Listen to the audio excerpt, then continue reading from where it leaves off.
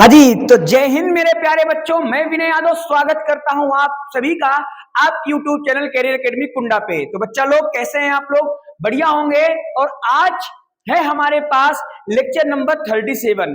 Lecture number 37 के बारे में हम लोग बात करने वाले हैं और आज की क्लास होने वाली है ट्रांसफॉर्मर के ऊपर। ट्रांसफॉर्मर क्या होता है, ट्रांसफॉर्मर कैसे कार्य करता है, हमारे आसपास ट्रांसफॉर्मर क्यों लगाए जाते हैं, इसकी क्रिया विधि क्या होती है, रचना कैसी होती है, सब कुछ आज की इस क्लास में हम लोग डिस्कस करने वाले हैं। और ये जो टॉपिक है आपके बोर्ड एग्जाम के लिए तो एकदम 100 नहीं 200-300-1000% सोच लो, एकदम कंफर्म है, आएगा ही आएगा, 5 नंबर में आएगा। और साथ ही साथ में आपके लिए ये आपके प्रैक्टिकल एग्जाम में भी आएगा। प्रैक्टिकल एग्जाम में कैसे आएगा सर? जो आपके एग्जामिनर सर आते हैं वो ट्रांसफॉर्मर से जरूर कुछ ना कुछ पूछते हैं कि ट्रांसफॉर्मर किस पर कार्य करता है, किस विधि पर कार्य करता है, किस प्रिंसिपल पर कार्य करता है, कैसे कार्य करता है, इसका काम क्या होता है, कहाँ यूज होता है, कहाँ कौन सा, मतलब कुछ भी पूछा जा सकता है।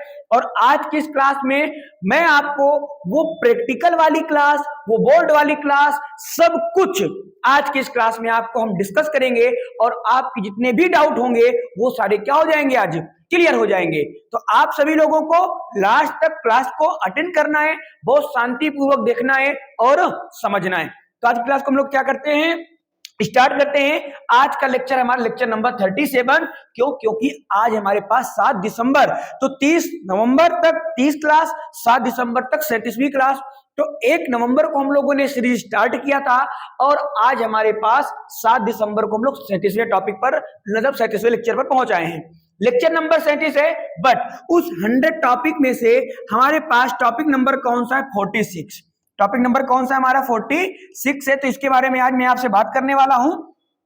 46 टॉपिक और बहुत बहुत बहुत ज्यादा इंपॉर्टेंट है। मैंने यहाँ पे ऑलरेडी इंपॉर्टेंट का मोहर लगा रखा है कि इतना ज्यादा इंपॉर्टेंट है। यहाँ पे तो मैंने सिंपल सा टॉपिक लिखा है कि ट्रांसफॉर्मर का सिद्धांत बताइए, रचना बताइए और उसकी क्रिया विधि बताइए। लेकिन इस प्रश्न को वो कई तरीके से पूछ लेता है। ऐसे बोलता है ट्रांसफॉर्मर का सिद्धांत, रचना और क्रिया विधि को बताते हुए उसमें होने वाली हानियों को बताइए।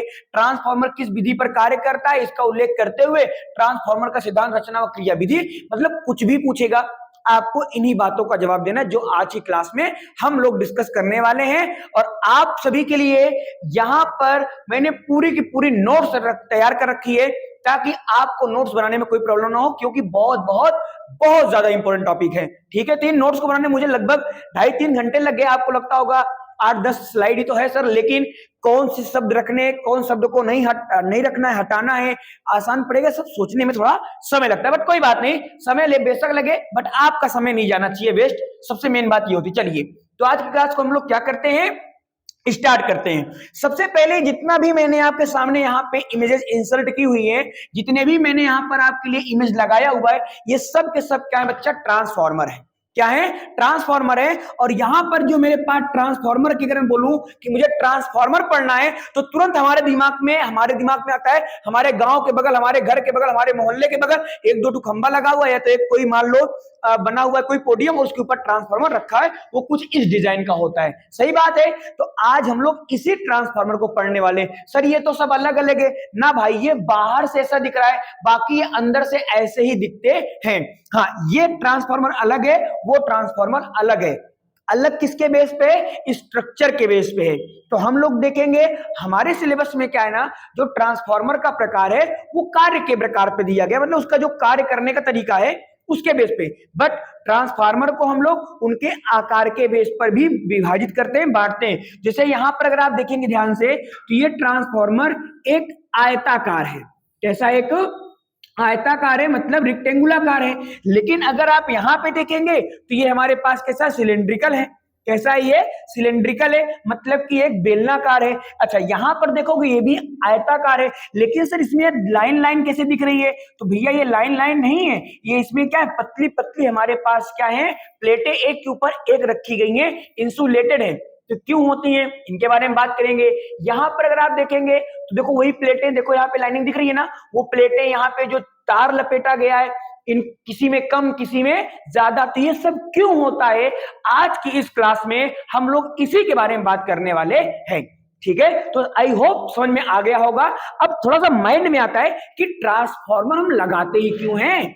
अरे ना लगाएं ट्रांसफार्मर, इतना महंगा आता है, क्यों लगाएं ट्रांसफार्मर। डायरेक्ट मान लो जहां पर लाइट बनती है वहां से पावर हाउस में है और पावर हाउस से हमारे घरों तक आ जाए, ट्रांसफार्मर लगाने की क्या आवश्यकता है। लेकिन आपको पता होगा, ओम का नियम आपने पढ़ा होगा, आपने पढ़ा होगा विशिष्ट प्रतिरोध का नियम, विशिष्ट प्रतिरोध का सूत्र पढ़ा होगा। क्या होता है, जगह ये नहीं मेरे पास, यहां लिख देता हूं, क्या होता है, रो बराबर आर ए अपॉन एल होता है।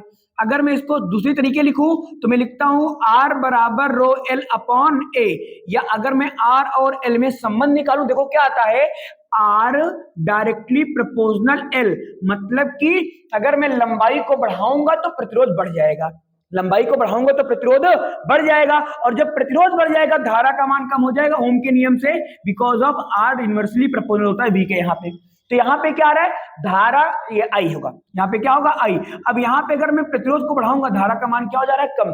तो भाई अगर यहाँ पर वोल्टेज दिया जाएगा और हमारे घरों तक जाएगा तो जो यहाँ पे वोल्टेज हमारे घर तक पहुंचते पहुंचते जीरो हो जाएगा, क्योंकि बहुत लंबा तार लगता है। तो इसलिए इस प्रॉब्लम से बचने के लिए हम लोग ट्रांसफार्मर का यूज करते हैं। तो सर हमने तो देखा है कि हमारा जो पावर हाउस होता है वहां पर भी ट्रांसफार्मर है और हमारे घरों के पास भी ट्रांसफार्मर है, तो इसीलिए तो बता रहे हैं कि ट्रांसफार्मर आपके सिलेबस में दो प्रकार का होता है, एक होता है स्टेप अप, एक होता है स्टेप डाउन। एक का काम होता है वोल्टेज को बढ़ाने का और एक का काम होता है वोल्टेज को घटाने का। ठीक है, तो आज की क्लास में हम लोग इसी पर बेस्ड बात करने वाले हैं कि ट्रांसफार्मर क्या होता है, कैसे कार्य करता है, क्यों लगाते हैं। ठीक है, तो चलो स्टार्ट करते हैं। सबसे पहले हम बात करते हैं ट्रांसफार्मर के बारे में। तो ट्रांसफार्मर का परिचय क्या होता है, तो ट्रांसफार्मर को परिचय के लिए हम लोग क्या बोलते हैं कि ट्रांसफार्मर प्रत्यावर्ती, सुना ध्यान से, ट्रांसफार्मर प्रत्यावर्ती, तो मतलब ये किस पर कार्य करता है, एसी पर कार्य करता है। तो ट्रांसफार्मर प्रत्यावर्ती विद्युत धारा, प्रत्यावर्ती विद्युत धारा पर आधारित एक ऐसी युक्ति है, एक ऐसा यंत्र है, एक ऐसा साधन है, एक ऐसा समायोजन है जिसके द्वारा हम क्या करते हैं, जो वोल्टेज होता है ना उसको कम भी कर सकते हैं या ज्यादा कर सकते हैं। यस, तो जो वोल्टेज होगा उसको आप कम कर सकते हो या वोल्टेज को आप ज्यादा कर सकते हो, किसकी मदद से, ट्रांसफार्मर की मदद से। किसकी मदद से, ट्रांसफार्मर की मदद से। तो ट्रांसफार्मर क्या करता है, किसी भी परिपथ में बशर्ते शर्त यह है कि वो जो परिपथ है वो प्रत्यावर्ती विद्युत धारा का होना चाहिए। परिपथ किसका होना चाहिए, प्रत्यावर्ती विद्युत धारा का होना चाहिए, जिससे कि क्या होगा, यहाँ पे उसके वोल्टेज को आप बढ़ा या घटा सकते हो। डीसी करंट में नहीं यूज होता, अभी मैंने आगे बताऊंगा इसको। अच्छा, फिर आता है हमारे पास सिद्धांत कि जो प्रिंसिपल इसका क्या है। ट्रांसफार्मर समझ गए हम लोग, ट्रांसफार्मर क्या होता है, ट्रांसफार्मर एक ऐसी युक्ति है, एक ऐसा यंत्र है जो कि वोल्टेज को घटाता है और वोल्टेज को बढ़ाता है, वोल्टेज को घटाता है और वोल्टेज को बढ़ाता है। अब वोल्टेज को घटाता बढ़ाता क्यों है, या हम क्यों बढ़वाते घटवाते हैं, तो अभी जब लास्ट में इसका डेरिवेशन करूंगा तो वहां पे आप देखेंगे कि वोल्टेज को बढ़ाने से वोल्टेज को घटाने से अभी तक जो आपने पढ़ रखा है ना उसका यहाँ पे अपोजिट होता है। ठीक है, अभी देखेंगे। चलो तो सबसे पहले सिद्धांत देख लेते हैं। तो कह रहा है कि जो ट्रांसफार्मर का सिद्धांत है वो अन्योन्य प्रेरण पर है। ट्रांसफार्मर का सिद्धांत किस पे, अन्योन्य प्रेरण पे है, जिसको हम लोग इंग्लिश में बोलते हैं म्यूचुअल इंडक्शन। क्या बोलते हैं, म्यूचुअल इंडक्शन बोलते हैं। बच्चा आप बहुत ध्यान से क्लास को देखिएगा, एकदम फोकस होके आराम से बैठ करके, बहुत ज्यादा इंपॉर्टेंट और बहुत ज्यादा कंसेप्चुअल क्लास होने वाली है।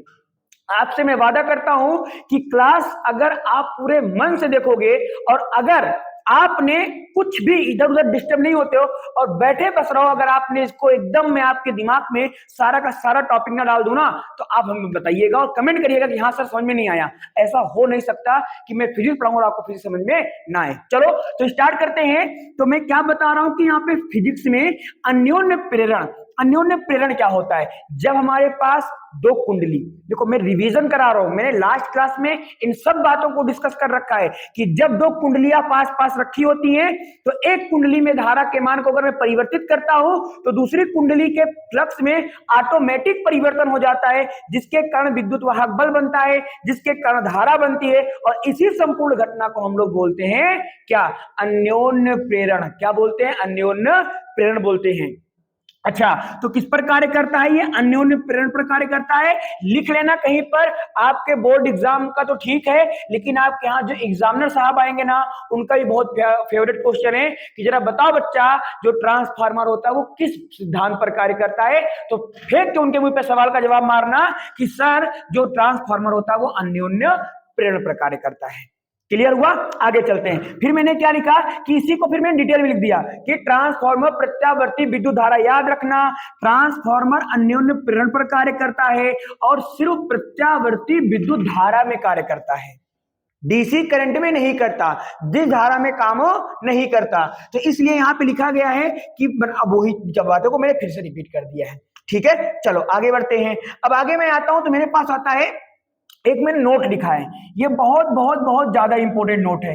नोट में मैंने क्या लिख रखा है कि ट्रांसफार्मर केवल एसी वोल्टेज के लिए कार्य करता है, डीसी वोल्टेज के लिए नहीं। तो ये आपके बोर्ड में तो नहीं पूछेगा, लेकिन आपका एग्जामिनर पूछेगा कि जरा बताओ बचवा कि ये एसी में कार्य करता है, डीसी में नहीं करता। ये मुझे पता है, लेकिन हमें जरा तुम बताओ कि एसी पर कार्य क्यों करता है और डीसी पर कार्य क्यों नहीं करता, एसी पर कार्य क्यों करता है और डीसी पर कार्य क्यों नहीं करता। तो बहुत प्यार से उसको बता देना, क्योंकि सर यहाँ पे जो वोल्टेज के वाले घटाने बढ़ाने काम पहले एसी में करेंगे, और दूसरा सबसे बड़ा काम क्या होगा, जो डीसी करंट होता है उसमें करंट एक बार फ्लो होता रहेगा, तो बार बार उसके मान में परिवर्तन नहीं आएगा, किसमें, फ्लक्स में। तो दो कुंडलियां होगी नहीं, बन नहीं पाएगा, इसलिए हम लोग ऐसा करते हैं। इतना तो समझ में आया होगा मेरी बात को।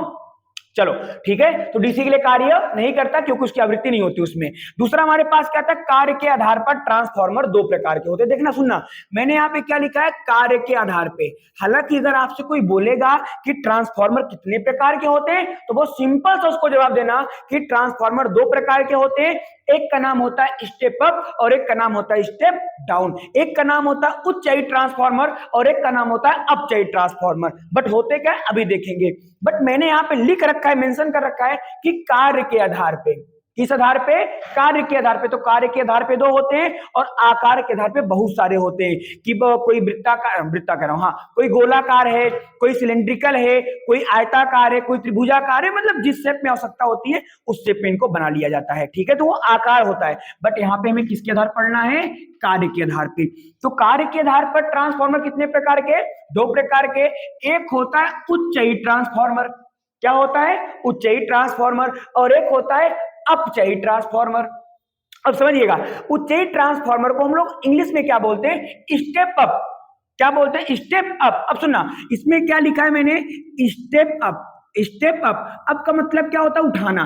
अप का मतलब क्या होता है, उठाना होता है। और डाउन का मतलब क्या होता है, गिराना होता है। डाउन का मतलब क्या होता है, गिराना होता है। तो स्टेप अप जो वोल्टेज को उठाता है, जो वोल्टेज को बढ़ाता है, उसको बोलते हैं स्टेप अप ट्रांसफार्मर। क्या बोलते हैं, स्टेप अप ट्रांसफार्मर बोलते हैं। लेकिन जो वोल्टेज को घटाता है, जो वोल्टेज को घटाता है, गिराता है, उसको बोलते हैं स्टेप डाउन ट्रांसफार्मर, या हिंदी में क्या बोलते हैं, अपचयी ट्रांसफार्मर। क्या बोलते हैं, अपचयी ट्रांसफार्मर। क्लियर हुआ? आगे बढ़ते हैं। यहां पे जरा देखते हैं अच्छे तरीके से। अब देखते हैं कि उच्चई ट्रांसफार्मर होता क्या है, इसकी संरचना कैसी होती है, इसको हम लोग जरा समझते हैं ध्यानपूर्वक। सुनना, तो मैंने क्या लिखा है यहाँ पे, उच्चई ट्रांसफार्मर। उच्चई ट्रांसफार्मर मतलब तुरंत समझ जाना, उच्चई उछाल रहा है, बढ़ा रहा है, इसका मतलब ऐसा ट्रांसफार्मर जो वोल्टेज को बढ़ा देगा। ऐसा ट्रांसफार्मर जो वोल्टेज को बढ़ा देगा उसको हम क्या बोलेंगे, उच्चई ट्रांसफार्मर। ऐसा पढ़ाऊंगा भाई आज की क्लास में कि तुमको एक भी चीज रटने की कोई आवश्यकता नहीं होगी, तुमको सिर्फ समझने की आवश्यकता होगी।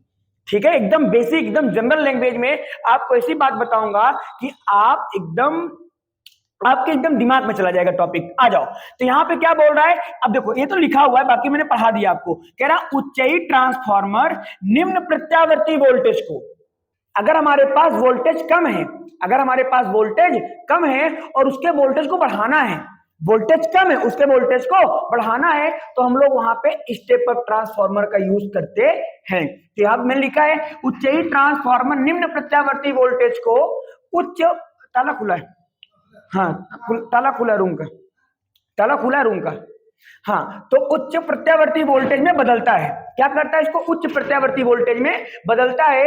इस ट्रांसफार्मर में, इस ट्रांसफार्मर में द्वितीयक कुंडली में फेरों की संख्या अधिकतम होती है और प्राथमिक कुंडली में फेरों की संख्या निम्नतम होती है। ये टॉपिक यहां के बाद आपके पल्ले नहीं पड़ा होगा।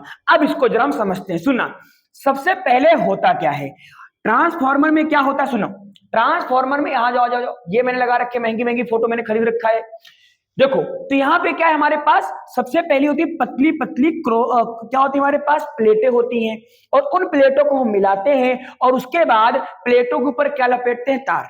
क्या लपेटते हैं, तार। अब देखो यहां पर हमारे पास एक कॉइल होती है, एक कुंडली होती है, और यहाँ पे हमारे पास ये एक कुंडली ये हो गई, एक कुंडली हो गई। कितनी कुंडलियां हो गई, दो कुंडलियां। तो एक को बोलते हैं प्राइमरी और एक को बोलते हैं सेकेंडरी।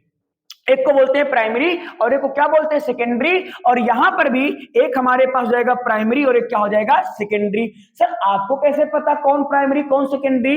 तो याद रखना, जिसमें हम लोग प्रत्यावर्ती धारा को जोड़ेंगे, जिस भी कुंडली में प्रत्यावर्ती धारा को जोड़ेंगे वो कुंडली को हमेशा प्राथमिक कुंडली बोलेंगे। जिसमें प्रत्यावर्ती धारा को जोड़ेंगे उसको प्राथमिक कुंडली बोलेंगे। तो अगर यहां पर मैं क्या करूं, मैं यहां पर इसको ऐसे बना करके और मैं यहां पे क्या जोड़ दूं, एसी। क्या जोड़ दूं, एसी। तो इसका मतलब ये प्राइमरी कॉइल बन जाएगा, प्राथमिक कुंडली बन जाएगा, और ये फिर द्वितीय कुंडली बन जाएगा। यहां पर जरा देखो, यहां पर हमारे पास क्या है, यहां पर हमारे पास क्या है, एक हमारे पास कुंडली है। क्या है हमारे पास, एक कुंडली है। इसको मैं बोलूंगा प्राइमरी और इसको मैं क्या बोलूंगा, सेकेंडरी। जरा अगर आप ध्यान से देखो तो यहां पर जो मेरे पास ग्राफ बना हुआ है वो ग्राफ कुछ ऐसा है। बोलो बोलो बोलो, ये ग्राफ ऐसा है। पहली बात तो ग्राफ किसका है, ये ग्राफ है एसी करंट का।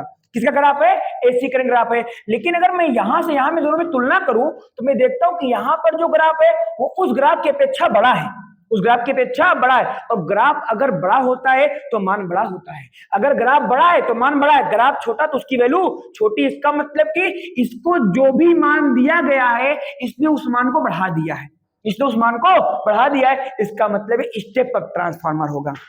बोलो बोलो, समझ में आ रहा है कि नहीं आ रहा है? अगर समझ में आ रहा है तो लाइव चैट में भी कमेंट किया करो कि यस सर एकदम बढ़िया समझ में आ रहा है। और मैं लाइव चैट में आपको मैं खुद देखते रहता हूँ कि बच्चों को क्या रिप्लाई आ रहा है, बच्चों को क्लास कैसी लग रही है। ठीक है, तो आप बताओ ये कौन सा ट्रांसफार्मर होगा, स्टेप अप ट्रांसफार्मर होगा। और अगर इसी का उल्टा कर दें तो क्या हो जाएगा, स्टेप डाउन हो जाएगा। आ जाओ तो हम अपने टॉपिक पे चलते हैं। तो हमारा टॉपिक क्या है, स्टेप अप ट्रांसफार्मर। अब सुनना, तो हम यहाँ पे क्या करेंगे, इसका साइन बनाएंगे, चिन्ह बनाएंगे। सुनो, तो चिन्ह कैसे बनाते हैं, हम 2-3 तो खींच लेते हैं लाइन।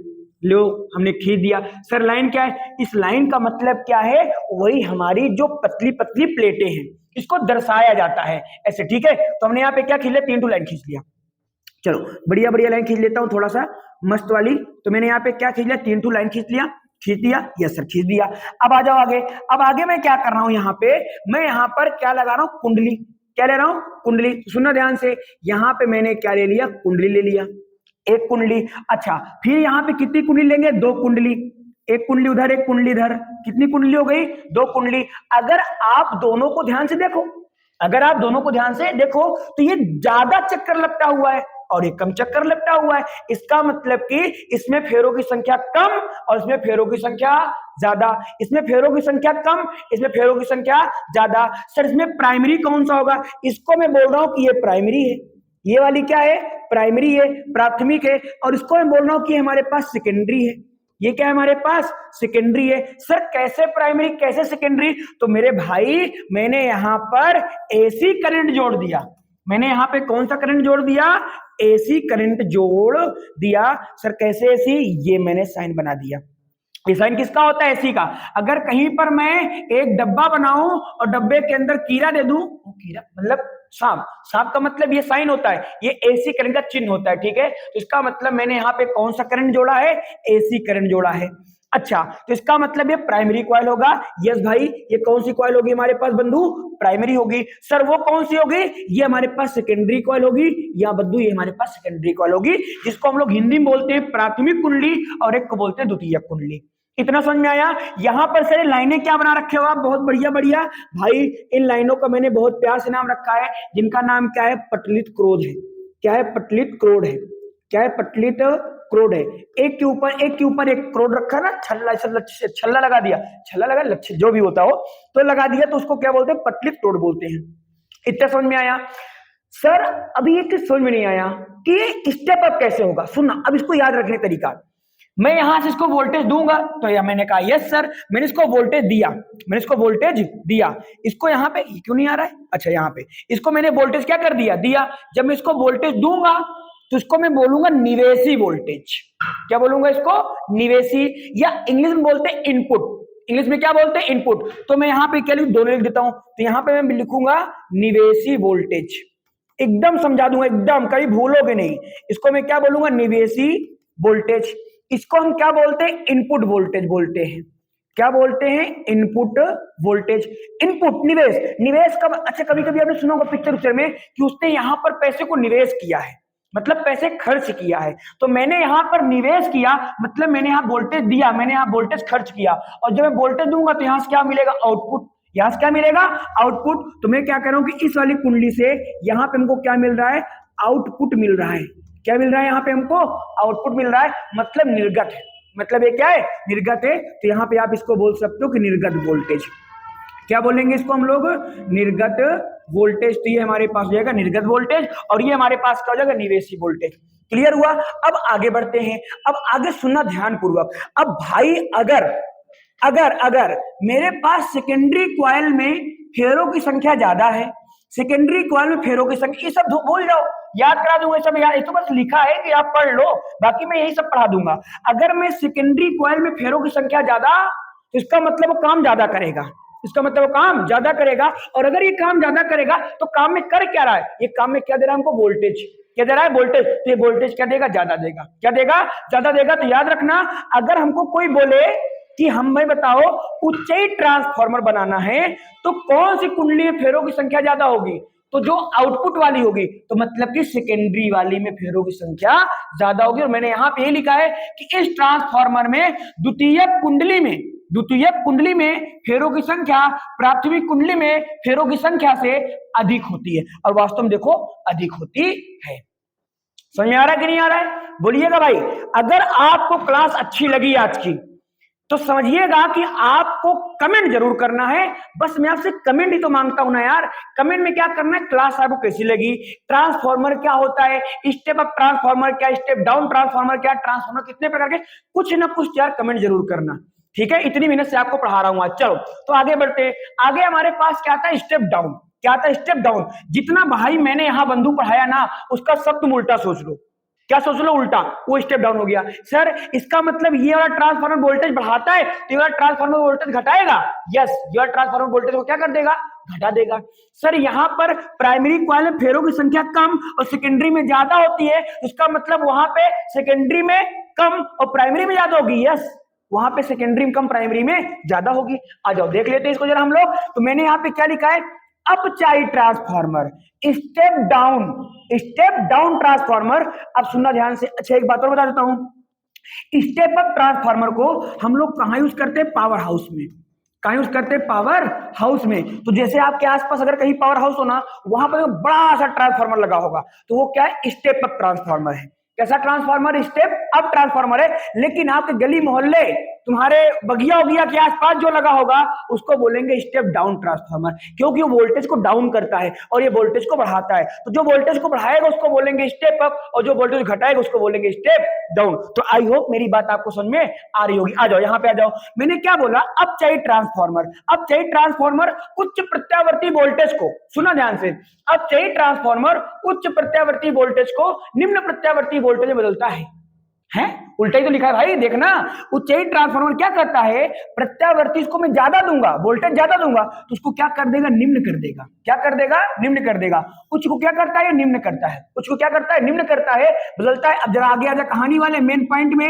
इसमें प्राथमिक कुंडली में फेरों की संख्या द्वितीय कुंडली में फेरों की संख्या से अधिक होती है। सर यहां पर भी तो अधिक लिखा था, तो सर यहां भी तो अधिक लिखा है। अरे तो मेरे भाई, मेरे पागल, मेरे बंधु, जरा यहाँ पे देखो, यहाँ पे लिखा है इस ट्रांसफार्मर में द्वितीय कुंडली में, और यहाँ पे आके देखो इस ट्रांसफार्मर के प्राथमिक कुंडली में। तो दोनों में अंतर है ना भाई, प्राथमिक अलग होता है, द्वितीय अलग होता है। आई होप मेरी बात समझ में आई होगी। चलो इसकी भी संरचना बना के इसको करते हैं समाप्त। अरे यार ये बढ़िया था, ऐसे बना दिया करेंगे। चलो आगे बढ़ते हैं। अब मैं क्या करने वाला हूं, मैं यहां पर भी क्या बनाऊंगा, कुंडली बनाऊंगा। तो मेरे पास कुंडली हो गई। और मैं यहां पर भी क्या बनाऊंगा, कुंडली बनाऊंगा। तो मेरे पास कुंडली हो गई। यस, ये कौन सा ट्रांसफार्मर? स्टेप डाउन, क्योंकि फेरा कम डाउन, फेरा ज्यादा अप, फेरा कम डाउन, फेरा ज्यादा अप। फेरा मतलब यहाँ के फेरे की बात कर रहा हूं, तुम शादी ब्याह के फेरे को सोच रहे हो ना, ना ना, वो अलग बात है भाई। तो यहाँ पे ये क्या होगी? प्राइमरी कुंडली। ये कौन सी कुंडली है? प्राइमरी। अब मैं नहीं लिखूंगा डिटेल में। और ये हमारे पास कौन सी कुंडली है? सेकेंडरी।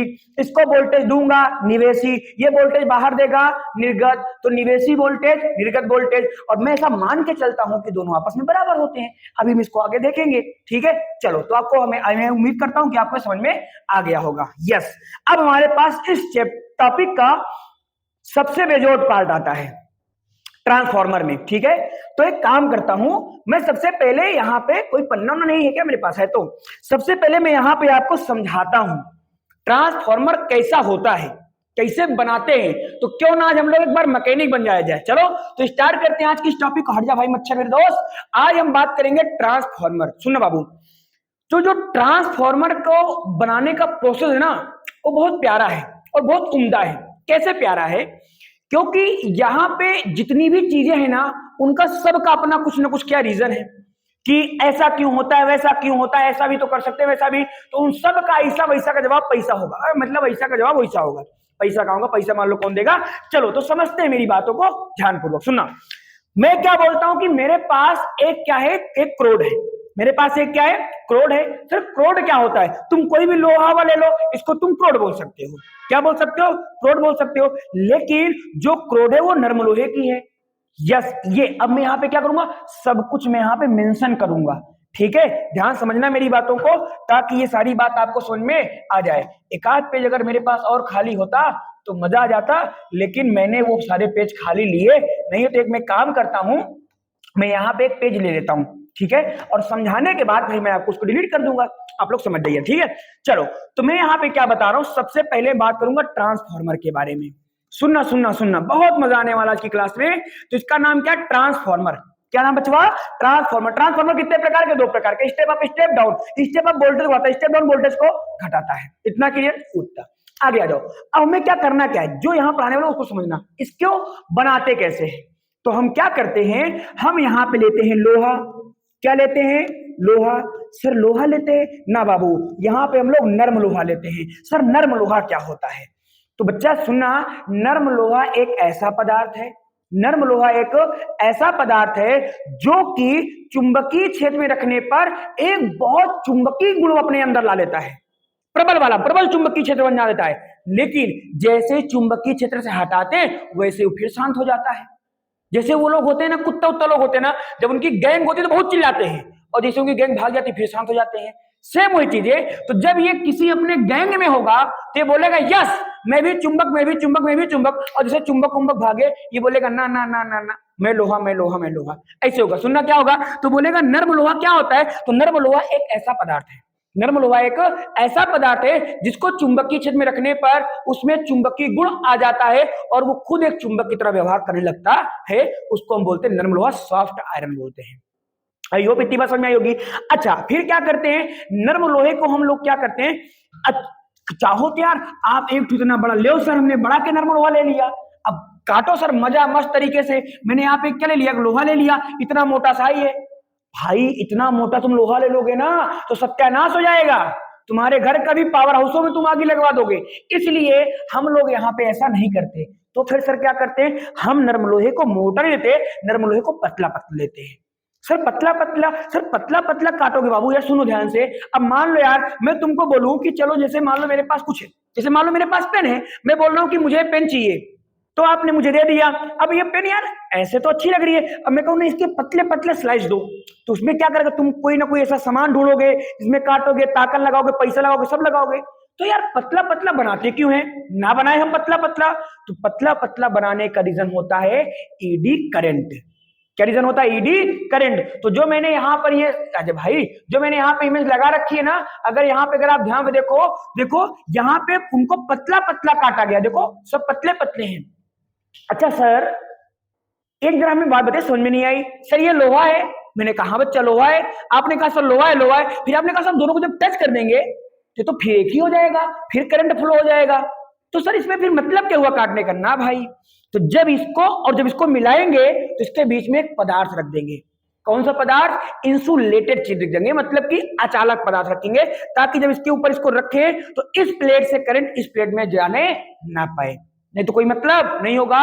तो यहाँ पे हम लोग जो प्लेटों को रखते हैं एक के ऊपर एक के ऊपर एक, उसमें क्या होती है? वो इंसुलेटेड होती हैं, लेमिनेटेड होती हैं, उनके ऊपर कोई लेमिनेशन होता है, ठीक है, और वो अचालक होता है। क्या होता है? अचालक होता है। तो ये नर्म लोहे की क्रोड के ऊपर हम लोग ऐसा करके बनाते हैं। आ जाओ अपने पेज पे चलते हैं, कलुआ वाले पेज पे।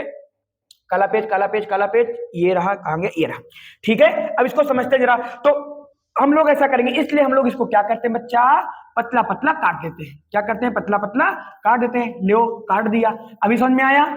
फिर हम क्या करेंगे? इसके ऊपर वायर लपेटेंगे। क्या लपेटेंगे? वायर लपेटेंगे। मैंने कहा लो सर लपेट दिया, मैंने भी मान लिया यो सर लपेट दिया। दोनों तरफ क्यों लपेटा? दोनों तरफ क्यों लपेटा भाई? एक के तरफ लपेटना चाहिए था। तो भाई क्योंकि मुझे यहां पे कराना है अन्योन्य प्रेरण। अब अन्योन्य प्रेरण में क्या होता है कि जब दो कुंडलियां बहुत समीप रखी हो, तो मेरे पास एक कुंडली पहली, इसका नाम मैंने बोल दिया पी, P1 ना बोलो, पी बोल दो। ये मेरे पास दूसरी कुंडली, इसका नाम मैंने बोल दिया एस। पी मतलब प्राइमरी, एस मतलब सेकेंडरी। तो मेरे पास दो कुंडलियां हैं, एक प्राइमरी और एक सेकेंडरी। मैंने क्या किया है? इस वाले को उस वाले को पास पास रखा है, और जो मेरे पास प्राइमरी कुंडली है उसमें मैंने क्या जोड़ दिया? एसी करंट जोड़ दिया। क्या जोड़ दिया? एसी करंट जोड़ दिया। जैसे ही आप यहाँ पे एसी करंट जोड़ोगे तो एसी करंट प्रत्यावर्ती धारा वह धारा होती जिसका परिमाण और जिसकी दिशा बार बार बार बार बार बार प्रत्येक क्षण बदलता रहता है, उसको प्रत्यावर्ती धारा बोलते हैं। तो जब प्रत्यावर्ती धारा की दिशा और मान बार बार बदलेगा तो यहाँ पर चुंबकीय क्षेत्र बनेगा, और यहाँ जो चुंबकीय क्षेत्र बनेगा इसमें से चुंबकीय क्षेत्र रेखाएं होकर गुजरेगी। सब नहीं जाएंगी, एक आध दो इधर उधर भी हो जाएंगी। तो इसलिए यहां पर जब चुंबकीय क्षेत्र जाएगा तो इस चुंबक के अंदर, सॉरी इस कुंडली के अंदर जो चुंबकीय क्षेत्र गया है उसके मान में फ्लक्स में क्या होगा? बार बार परिवर्तन होगा। फ्लक्स में परिवर्तन होगा तो विद्युत वाहक बल उत्पन्न होगा, विद्युत वाहक बल उत्पन्न होगा तो धारा बनाएगा, और धारा का नाम क्या होगा? प्रेरित धारा, इंड्यूस्ड करंट। क्या नाम होगा? इंड्यूस्ड करंट होगा। तो यहाँ पे मैं यही तो समझा रहा हूं। तो इस वाले प्रोसेस को हम क्या बोलते हैं? अन्योन्य प्रेरण बोलते हैं। वैसे तो बोलते हैं प्रेरण है, इंडक्शन है, इलेक्ट्रोमैग्नेटिक इंडक्शन बोलते हैं, लेकिन उसमें भी जो पार्ट होता है वो कौन सा होता है? यहाँ पे होता है म्यूचुअल इंडक्शन, क्योंकि हमारे पास एक पार्ट और होता है जिसका नाम होता है सेल्फ इंडक्शन। वहां पे एक कुंडली होती है और यहाँ पे हमारे पास दो कुंडली होती है। इतना क्लियर हुआ? आ जाओ। तो फिर मैंने जो यहाँ पे दुनिया भर का ये लिख रखा है ना पोथी पत्र, जो इसको हम लोग देख लेते हैं। आ जाओ भाई, आ जाओ, आ जाओ। देखो मैंने यहाँ पे क्या लिख रखा है, देखो मैंने तुमको जो जो कुछ बताया इसमें सब वही लिख रखा है। देखो मैं क्या कह रहा हूं कि इसकी संरचना में एक नरम लोहा लेते हैं। अरे भाई भाई भाई, क्या लेते हैं? नरम लोहा लेते हैं। पट्टी के ऊपर एक को रख करके बनाया गया एक आयताकार। कैसा होता है? आयताकार। यह कैसा होता है? गोलाकार। एक होता है क्या कर रहा है विनय? एक होता है आयताकार। अरे भाई पैसा तो मैंने पूरा लगाया था, ये काम क्यों नहीं करता? सर कोई मच्छर आसपास है क्या? मच्छर से बहुत परेशान करता है भाई, हमारे बहुत दोस्त हैं वो लोग। देखो यहाँ पे देखो, ये देखो ये कैसा है? आयताकार है। कैसा है? आयताकार। कैसा है? आयताकार। लेकिन ये कैसा है? गोलाकार। तो आयताकार भी हो सकता है, गोलाकार भी हो सकता है, इससे कोई दिक्कत नहीं है। प्रोसेस बिल्कुल सेम ही होना है, तो इसलिए हमको घबराने की कोई आवश्यकता नहीं है। आ जाओ। मैंने क्या बोला कि इसमें एक आयताकार अथवा गोलाकार पटलित क्रोड, पटलित लेमिनेटेड होती है। क्या होती है? लेमिनेटेड होती है। तो यहाँ पे क्या लिखा है? लेमिनेटेड। लेमिनेटेड का मतलब होता है लेमिनेशन। अब जब तुम यार कोई फाइल, कोई पन्ना लेमिनेशन करते हो तो उसके ऊपर एक पन्नी चल जाती है ना, तो यहाँ पर भी इनके ऊपर एक पन्नी नहीं चलती, इनके ऊपर एक कोई पदार्थ चलता है जो कि इंसुलेटेड होता है, मतलब कि अचालक का काम करता है। जैसे तार, अब तार को तुम पकड़ते हो, तुमको करंट मारता है क्या? अरे ये वाला तार जो घर में लगा हुआ है नहीं मारता। क्यों? क्योंकि उसको प्लास्टिक लगी हुई है, लगी कि नहीं? PVC plastic. तो इसलिए तो यहाँ पे क्या होता है? ऐसा होता है। ठीक है, ये पत्तियां एक दूसरे से अलग रखी जाती हैं। मैंने बताया आपको अलग रखी जाती हैं, लेकिन अलग का मतलब सर चिपकी है। तो चिपकने का मतलब क्या है? बीच में पदार्थ भरा हुआ है ना यार, तो दोनों क्या होंगी? अलग होंगी। अलग रखी जाती है जिससे कि क्रोड में भंवर धारा न उत्पन्न होने पाए। ये हुई ना बात, नया वर्ड आया ना आपके पास, भंवर धारा। इसको बोलते हैं ईडी करंट। क्या बोलते हैं? ईडी करंट बोलते हैं। अभी मेंशन करता है उसको मैं, क्या होता है? कम उत्पन्न हो। ये नहीं बोल रहा है कि ना उत्पन्न हो, कम उत्पन्न हो। इसका मतलब पूरा पूरा तुम इसको समाप्त नहीं कर सकते। ये जो ट्रांसफार्मर में घूं फूं की आवाज आती है ना, वो इन्हीं सब की वजह से आती है। आगे चलो। फिर कह रहा है कि विद्युत ऊर्जा का ह्रास कम हो, तो इसलिए इसको ऐसा बनाते हैं ताकि भंवर धारा कम उत्पन्न हो और जो विद्युत ऊर्जा है उसका ह्रास भी क्या हो? कम। ह्रास का मतलब लॉस, लॉस का मतलब हानि, हानि कम हो। फिर कह रहा है कि तांबे के तार की अलग अलग दो कुंडलियां लपेटी जाती हैं। अरे यार मेरे भाई लपेटा था ना, कहाँ गया यार मेरा महंगा वाला ट्रांसफार्मर। ये देखो मैंने तांबे की दोनों तांबे लपेटा नहीं लपेटा, तो एक कुंडली है एक कुंडली हो, तो क्या बोला, दो कुंडलियां लपेटी जाती है, मैंने लपेट दिया। आगे आ जाओ, फिर कह रहा है कि कुंडलियां एक दूसरे से तथा लोहे की रॉड से अलग रखी जाती हैं। और जो कुंडलियां हैं उनको लोहे की रॉड से भी अलग रखना है और एक दूसरे से भी अलग रखना है, आपस में चिपकने ना पाए। अब तुमको सस्ता वाला ट्रांसफार्मर दिखाता हूं, चलो सस्ता वाला ट्रांसफार्मर देख लो। देखो यहाँ पर कुंडली लपेटी गई है ना, देखो क्या कोई किसी में वो हुआ है, चिपकी है कुंडलियां आपस में, नहीं चिपकी है, तो क्यों नहीं होता, बता रखा था। अच्छा जरा यहाँ पे देखो, अब यहाँ पर अगर मुझे एक फोटो और लगानी चाहिए थी ना जिसमें सिर्फ तार तार दिखता तो और अच्छा था। चलो बट यहाँ देखो इसके अंदर तार लपटा हुआ है, बट जो तार इसके अंदर लपेटा गया है वो तो सर चिपका होगा ना भाई, वो भी इंसुलेटेड होता है। क्या होता है, इंसुलेटेड होता है, ताकि आपस में चिपक भी जाए तो भी कोई प्रॉब्लम ना हो। आगे आ जाओ, तो कह रहा है कि कहां तक गए थे, हरास में कुंडलियों को लपेटी जाती हैं। फिर कह रहा है यह कुंडलियां एक दूसरे से क्या होती हैं, लोहे की रॉड से भी अलग होती हैं और आपस में भी क्या होती हैं, अलग होती हैं। इन कुंडलियों में से एक में तांबे के तार के कम फेरे होते हैं, अभी बता रखा है, और दूसरी कुंडली में तांबे के तार के अधिक फेरे होते हैं। इनमें से एक कुंडली को प्राथमिक कुंडली बोलते हैं। अरे बोलो बोलो बोलो, कौन सी कुंडली प्राथमिक होती है, प्राथमिक कुंडली हम लोग उसको बोलते हैं जिस कुंडली हम लोग एसी करंट को जोड़ते हैं। जिस करंट में एसी करंट को जोड़ा प्राथमिक कुंडली हुई होगा, ठीक है। तो ये हमारे पास प्राइमरी कॉइल अंग्रेजी में इसको बोलते हैं, तथा दूसरी को अपने आप क्या बोल देंगे, द्वितीय कुंडली। क्या बोल देंगे, द्वितीय कुंडली। फिर क्या बोल रहा है, इसे बता रखा है, इसमें क्या है यार, इसको मैं रिपीट करूंगा, ठीक है। वही स्टेप अप ट्रांसफार्मर की द्वितीय कुंडली में फेरों की संख्या ज्यादा, स्टेप डाउन ट्रांसफार्मर द्वितीय कुंडली में फेरों की संख्या कम। इतना समझ आया, चलो आगे चलते हैं। आगे हमारे पास आता है कार्य विधि, वर्किंग प्रोसेस। अब इसको जरा हम लोग समझते हैं, ये हमारे पास पार्ट आएगा। तो अभी तक जितना भी आपने पार्ट पढ़ा वो सब थ्योरी था, इस डेरिवेशन में आप मान के चलो 5 से 10% लगभग डेरिवेशन का पार्ट है, बाकी सब थ्योरी है, पूरा पढ़ना है समझना है, ठीक है। चलो आ जाओ, तो इसने क्या बोला, हमारे पास वर्किंग प्रोसेस, तो मैं आप थोड़ा पढ़ देता हूं। कह रहा है कि जब प्राथमिक कुंडली में, वही जो मैंने यहाँ बता रखा है ना भाई, यहाँ पे सब कुछ वही हो रहा है, कुछ भी अलग नहीं है, सब कुछ यही है, सब कुछ यही है जो मैंने यहाँ बताया अभी आपको, ठीक है। चलो आ जाओ, आगे आ जाओ, आ जाओ भाई। तो हमारे पास क्या है कि जब प्राथमिक कुंडली को एक प्रत्यावर्ती स्रोत से जोड़ा जाता है, जोड़ दिया, तो प्रवाहित धारा, तो धारा प्रवाहित करते हैं प्रवाहित। तो द्वितीय कुंडली में चुंबकीय फ्लक्स में क्या होता है, परिवर्तन होता है, हो जाने दो परिवर्तन, जिसके कारण क्या उत्पन्न होगा, प्रेरित विद्युत वाहक बल। तुमको जन्मजात पता हुआ, उसके कारण क्या बनेगी, धारा बनेगी, वो भी हमको पता है। और ये भी पता है किसी क्रिया को क्या बोलते हैं, अन्योन्य प्रेरण बोलते हैं। अबे भाई जब से स्टार्ट किया तब से इसका पता नाम कितनी बार मैंने बोल दिया होगा। ये भी अपने ऊपर घमंड करने लगा कि क्या बात है, भी नहीं आज मेरा भूत नाम ले रहा है, इसको क्या ही पता, अभी पढ़ूंगा इसको मैं मारूंगा मंत्र, भूल जाऊंगा 1-2 महीना के लिए, बोर्ड पेपर के बाद हम लोग याद करेंगे, और फिर होएगा तो हर काम अगर बोर्ड पेपर के बाद एक याद कर लेता हूं, ठीक है। चलो तो हम लोग आगे बढ़ते हैं। अब हमारे पास क्या है, फोकस, हमारे पास क्या है, अब हमको पढ़ना है फैराडे का नियम। किसका नियम, फैराडे का नियम। तो फैराडे ने प्रयोग किया था, उस प्रयोग को दो नियम बताया था। उस नियम में पहला नियम क्या होता है कि यदि किसी कुंडली में फ्लक्स में परिवर्तन होता है तो फ्लक्स में परिवर्तन की दर विद्युत वाहक बल की क्या होती है, बराबर होती है।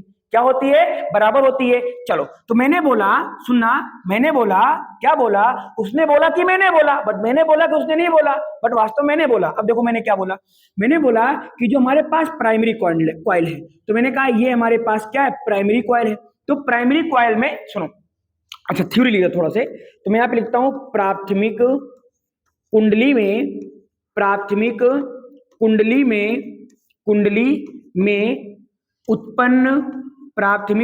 में उत्पन्न क्या बचवा, उत्पन्न विद्युत वाहक बल, उत्पन्न या प्रेरित विद्युत वाहक बल बोल सकते हो, विद्युत वाहक बल।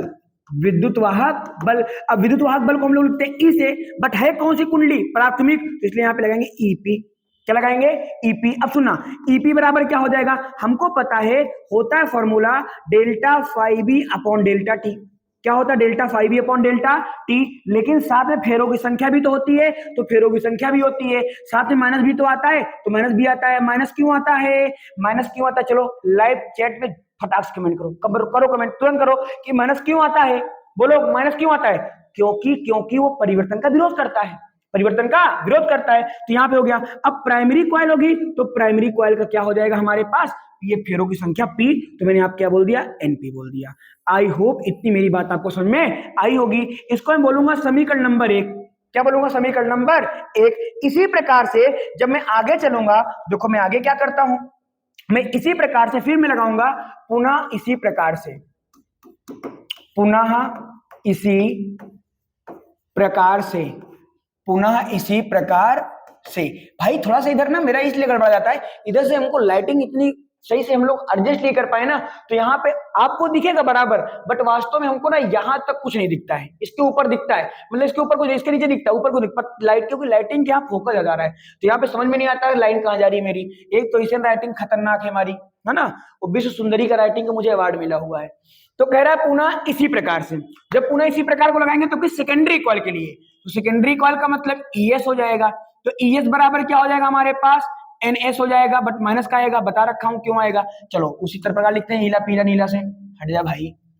लो तो मैं यहाँ पे क्या लिखूंगा, ES, क्या लिखूंगा ES, बट S क्या यहाँ पे लिखेंगे, अब फिर क्या लगाएंगे बराबर, तो मैंने बराबर लगा दिया, फिर क्या लगाएंगे हट जा भैया, खांसी बार बार आ रही है, तो यहाँ पे क्या लगाएंगे N, तो मैंने N लगा दिया, कौन सी कुंडली है सेकेंडरी, तो मैंने सेकेंडरी लगा दिया, माइनस होता मैंने माइनस लगा दिया। फिर क्या होता है हमारे पास, सूत्र होता है, सूत्र क्या होता है, सूत्र होता है हमारे पास डेल्टा फाई बी अपॉन का delta T, delta phi B upon का डेल्टा टी, और ये हमारे पास हो गया equation number second, equation number second. अब मैं क्या कर रहा हूं, समीकरण 1 समीकरण 2 को भाग दे देता हूं, समीकरण 1 समीकरण 2 को भाग करने पर, तो मैंने यहां बोला समीकरण 1 भागे, या अनुपात बोल सकते हो आप, क्योंकि अनुपात भाग का मतलब एक ही होता है, 2, जरा निकालो, तो मैं क्या करूंगा EP अपॉन ES, अरे EP प्राइमरी पहला वाला, EP अपॉन ES, तो उसके बाद यहां पे क्या लिखेंगे माइनस का NS इंटू क्या लिखेंगे डेल्टा फाई बी अपॉन का डेल्टा टी, पूरे का बटा मारो, फिर ये क्या हो जाएगा, ओह बबुआ यहाँ पे जब मैंने NP लिखा हुआ है तो यहाँ पे NP ना आएगा मैंने बचवा, तो NP लिखो ना यहाँ पे, मैंने सरकार लिख रहे हो तुम भी, गांजा वजा पीते हो क्या, बताओ नहीं, सबको जान जाएंगे सब। उसके बाद यहाँ पे क्या करेंगे NS, क्या करेंगे NS माइनस का, और ये क्या हो जाएगा हमारे पास delta phi B upon delta T, ये देखो देखो देखो देखो देखो देखो कट गया, पूरा पूरा क्या हो गया, कट गया, बचा क्या हमारे पास, बचा EP अपॉन का ES इज इक्वल टू क्या बचेगा, प्राइमरी कॉइल में फेरों की संख्या बटे सेकेंडरी कॉइल में फेरों की संख्या, हो प्राइमरी कॉइल में फेरों की संख्या बटे सेकेंडरी कॉइल फेरों की संख्या, इसको हम लोग बोलते हैं वोल्टेज के लिए, किसके लिए, वोल्टेज व फेरों के संबंध में हमारे पास सूत्र आ गया। अब ये सूत्र कह क्या रहा है, ना ना ये कुछ नहीं कह रहा है, ये कहना क्या चाह रहा है वो हम आपको समझाते हैं। ये कहना चाह रहा है कि अगर प्राइमरी कॉइल में फेरों की संख्या ज्यादा होगी तो विद्युत वाहक बल क्या होगा, ज्यादा होगा, सेकेंडरी कॉइल में फेरों की संख्या कम होगी तो विद्युत वाहक बल भी क्या होगा, कम होगा, ज्यादा होगा ज्यादा हो, कम होगा तो कम होगा, क्योंकि सेम रेशियो में लिखे हुए हैं। इतना क्लियर हुआ, आगे चलते हैं, आगे यहीं पे कर दिया जाए क्या, मेरे पास पेज है को पेज पेज पेज नहीं है, ठीक है, तो इसको मैं क्या करता हूँ यहीं पर इसको कर रहा हूँ एडजस्ट, ठीक भैया, चलो चलो चलो चलो चलो चलो चलो आगे बढ़ते हैं। अब मैं यहाँ पे क्या करने वाला हूँ, मैं यहाँ पर अब इसको एक दूसरी तरीके से भी लिख सकता हूँ, क्या लिख सकता हूँ सुनना, तो मैं इसको लिख सकता हूँ कि EP अपॉन का ES इज इक्वल टू, चलो इसको व्हाइट पेन से लिखते हैं, ठीक है, थोड़ा सा क्लियर हो जाएगा, आजा भाई व्हाइटनेस, आजा व्हाइटनेस, तो ये हमारे पास हो जाए, होल कौन से पेन में चला गया व्हाइट, इस पे की लेते हैं कौन सा, ग्रीन, भगवान करे दिख जाए, दिखेगा, हाँ दिख रहा होगा, चलो तो हमारे पास यहाँ पे आता है EP अपॉन का ES इज इक्वल टू क्या बचा था, NP अपॉन का NS, तो मैंने इसको लिख दिया NP अपॉन का NS, बोले यहां तक क्लियर है। अच्छा एक बात तो आपको मैंने पहले से बता रखा है, स्टार्टिंग से जब मैं पढ़ा रहा हूं कि जो विद्युत वाहक बल होता है उसका मात्रक वोल्ट होता है, और जो विभवांतर होता है उसका मात्रक भी वोल्ट होता है, मतलब वोल्टेज का मात्रक, तो इसका मतलब, और वास्तव में विद्युत वाहक बल विभवांतर एक ही इसको मैं एक मान सकता हूं, इसलिए मैं इसको यहाँ भी बोल सकता हूं कि VP अपॉन का VS हो जाएगा। बोलो कोई दिक्कत नहीं होनी चाहिए, एकदम आसान बात है, मैंने कुछ भी तीर नहीं मार दिया, इसको हम लोग बोलते हैं परिणामन अनुपात, परिणामन अनुपात, परिणामन अनुपात, ठीक है, तो हमारे पास एक ये संबंध आ गया।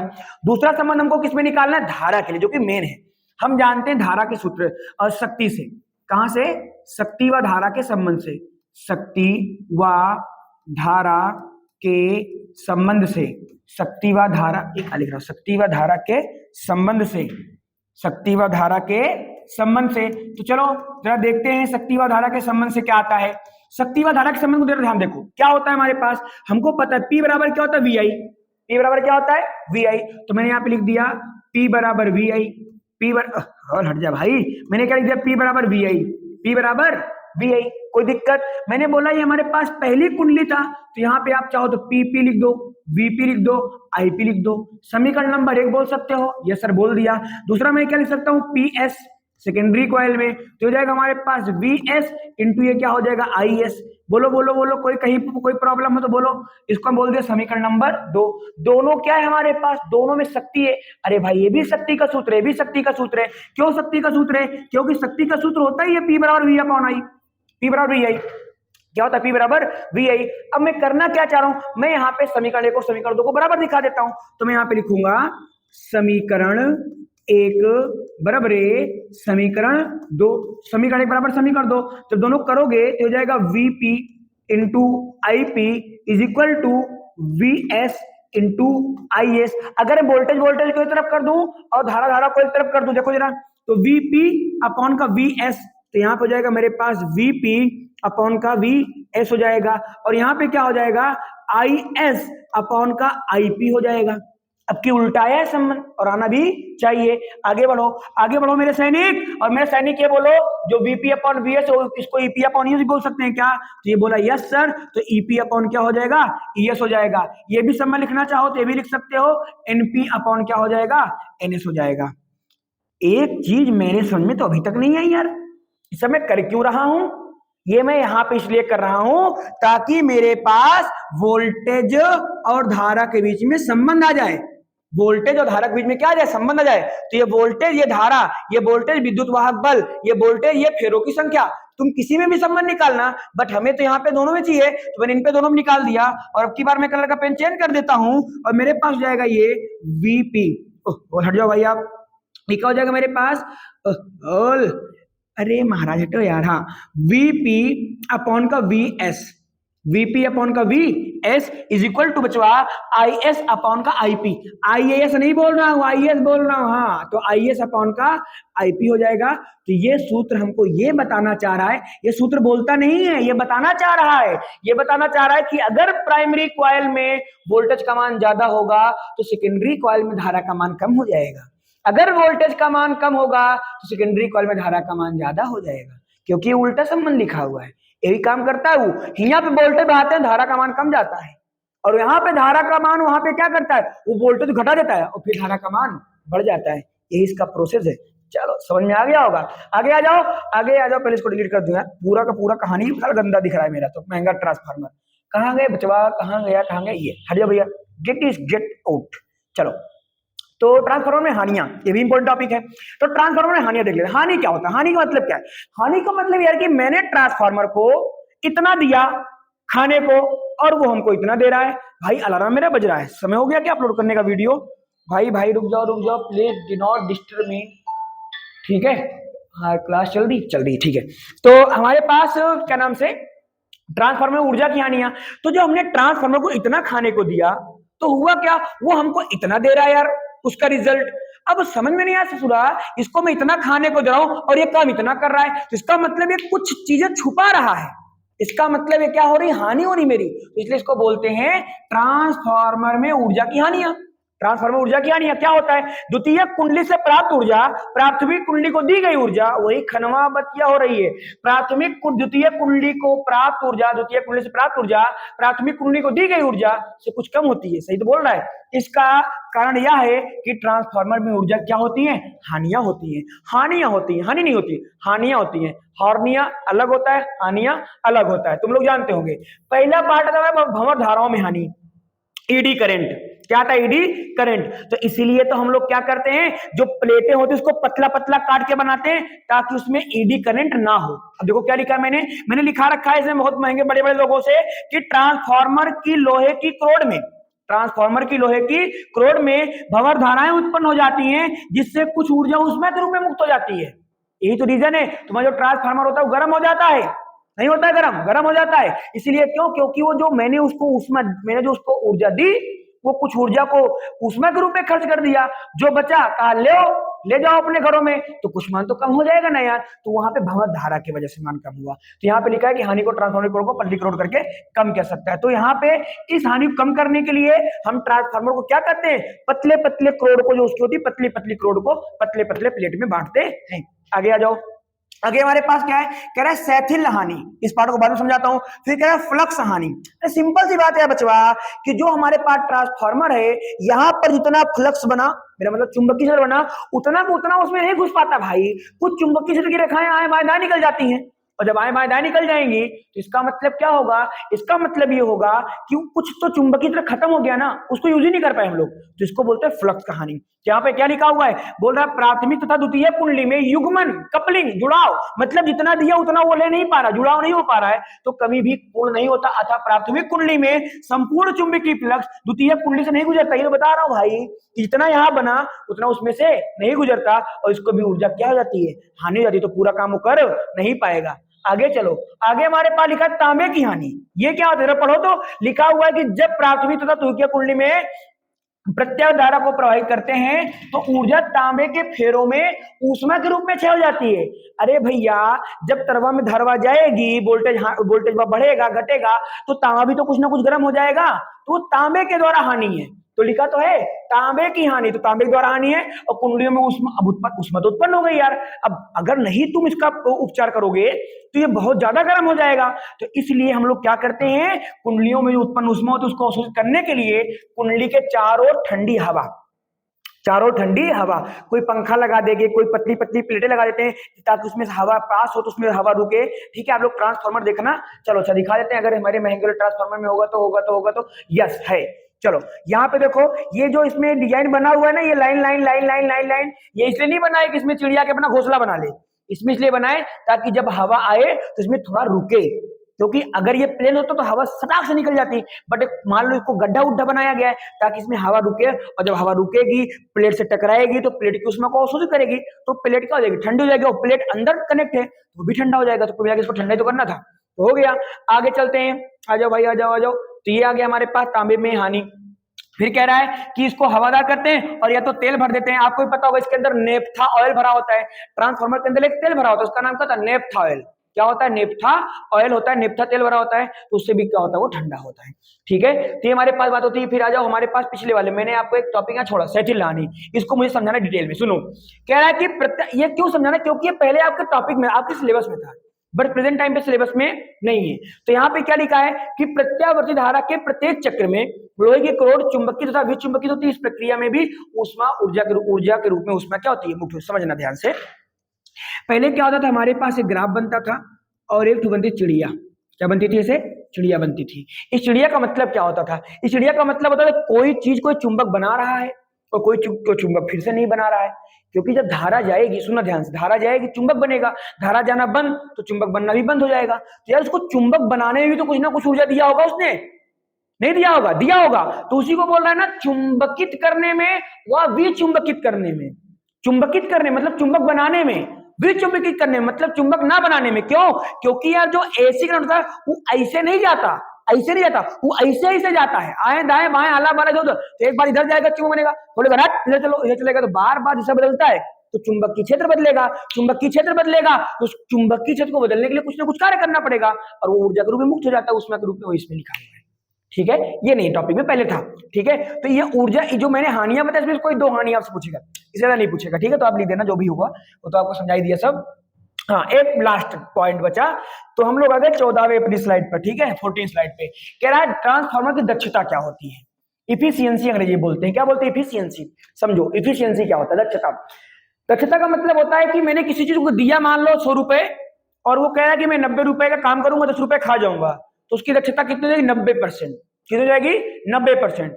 अब मान लो कोई ऐसे ऐसे महापुरुष होते हैं जिनको तुम 100 रुपए दो, 10 रुपए का सामान लाएंगे, 90 रुपया खा जाएंगे, तो वो क्या है, 10% उसकी दक्षता है, मतलब वो कितना % काम करता है। तो इसीलिए इसको परिभाषा होती है कि निर्गत शक्ति तथा निवेशित शक्ति।